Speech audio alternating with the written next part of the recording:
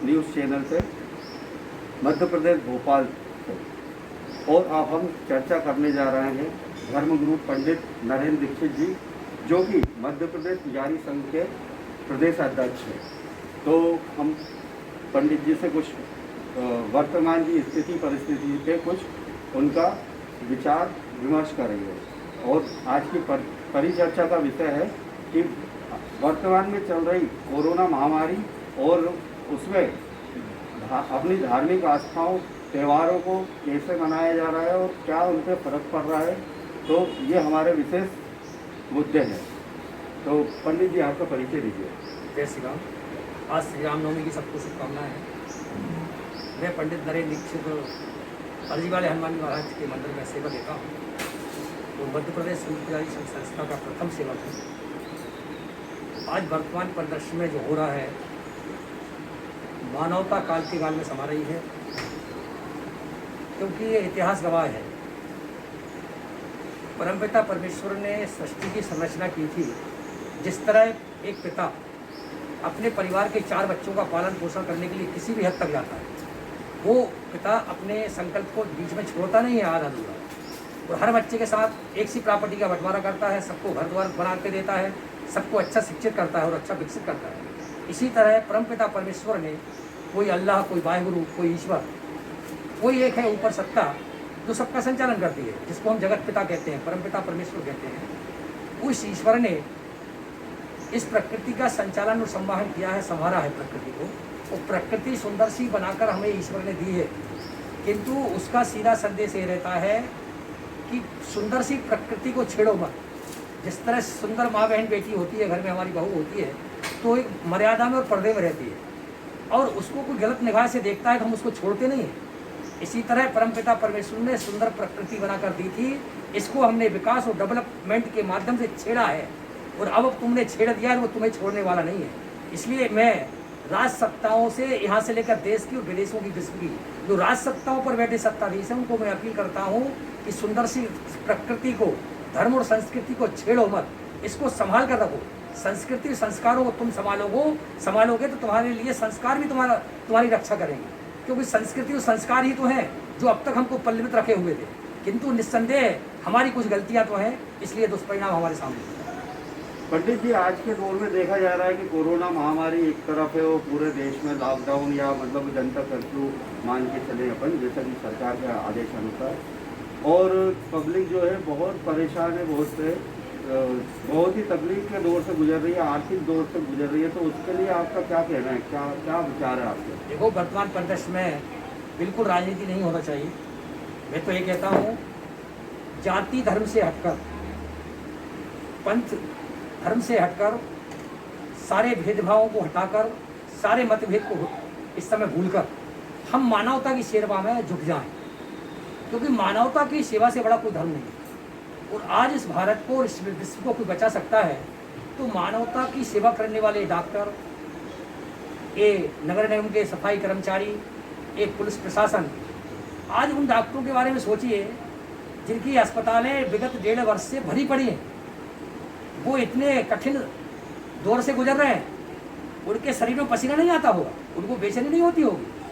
वो पूरी जो बॉडी के ऊपर कपड़ा पहनते हैं, पूरी उस कपड़े को क्या हम पहनकर 1 घंटा रह सकते हैं? पूरी जो कोरोना की टिप्स बोलते हैं, क्या बोलते हैं, प्रोटेक्शन किट जो पहनकर आज हमारे डॉक्टर्स और वॉलंटियर जो सेवा कर रहे हैं, वो किट हम 1 घंटा नहीं पहन सकते।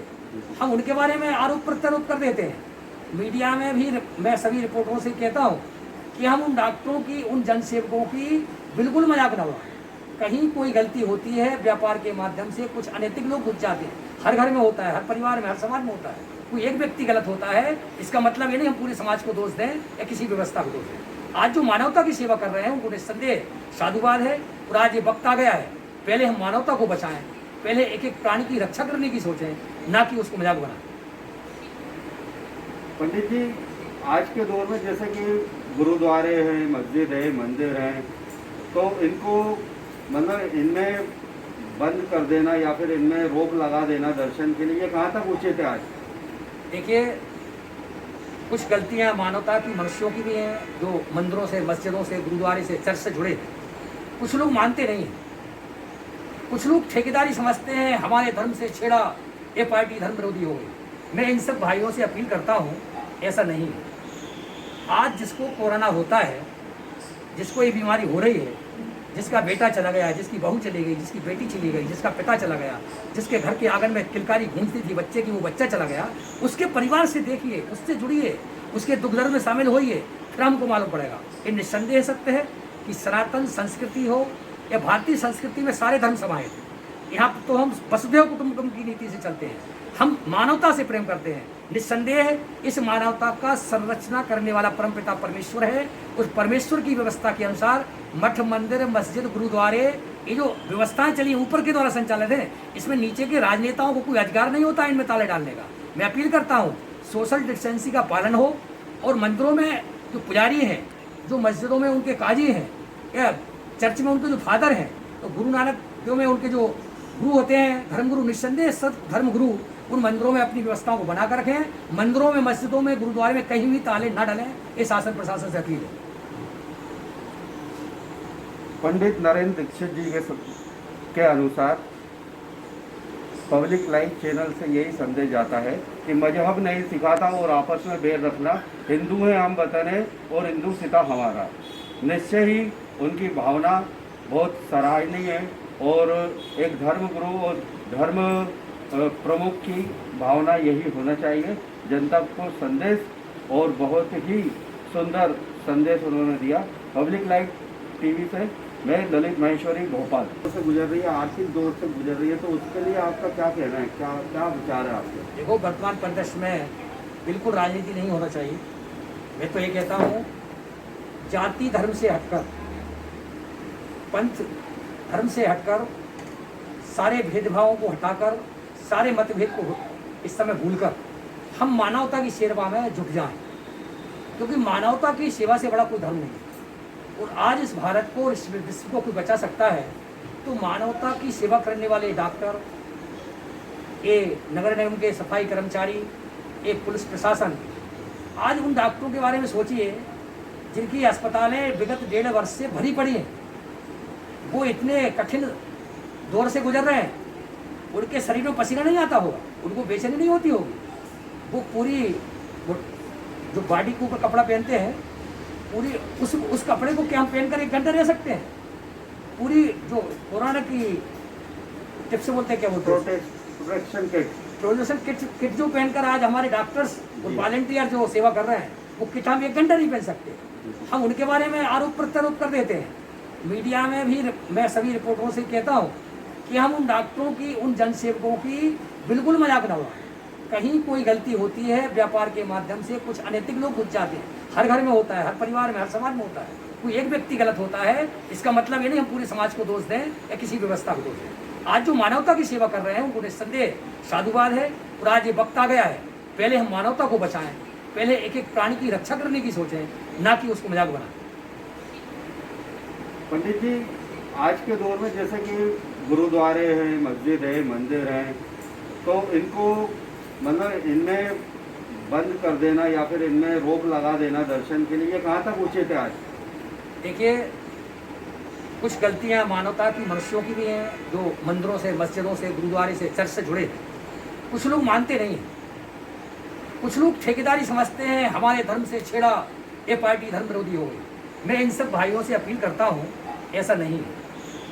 आज जिसको कोरोना होता है, जिसको ये बीमारी हो रही है, जिसका बेटा चला गया, जिसकी बहू चली गई, जिसकी बेटी चली गई, जिसका पिता चला गया, जिसके घर के आंगन में किलकारी गूंजती थी बच्चे की, वो बच्चा चला गया, उसके परिवार से देखिए, उससे जुड़िए, उसके दुख दर्द में शामिल होइए, फिर हमको मालूम पड़ेगा। ये निस्संदेह सत्य है कि सनातन संस्कृति हो या भारतीय संस्कृति में सारे धर्म समाये थे। यहाँ तो हम वसुधैव कुटुंबकम की नीति से चलते हैं, हम मानवता से प्रेम करते हैं। निस्संदेह इस मानवता का संरचना करने वाला परमपिता परमेश्वर है। उस परमेश्वर की व्यवस्था के अनुसार मठ, मंदिर, मस्जिद, गुरुद्वारे, ये जो व्यवस्थाएं चली ऊपर के द्वारा संचालित है, इसमें नीचे के राजनेताओं को कोई अधिकार नहीं होता इनमें ताले डालने का।